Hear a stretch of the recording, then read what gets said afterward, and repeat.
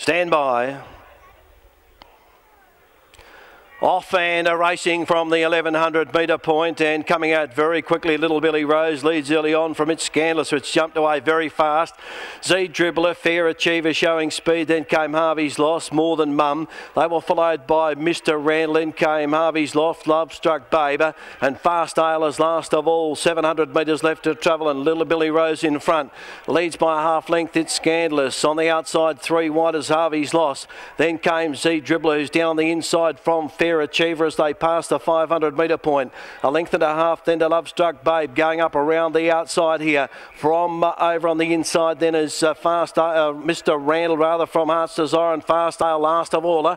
They swing around the corner with 300 metres left to travel. In the 5th event this afternoon, It's Scandalous has gone up to Little Billy Rose. Then came Harvey's Loss, Love Struck Babe down the outside, letting go with its run. It's Z Dribbler going up in the centre with Harvey's Loss. Love Struck Babe the outside. Z Dribbler in front, gets away now. Mr. Randall through on the inside.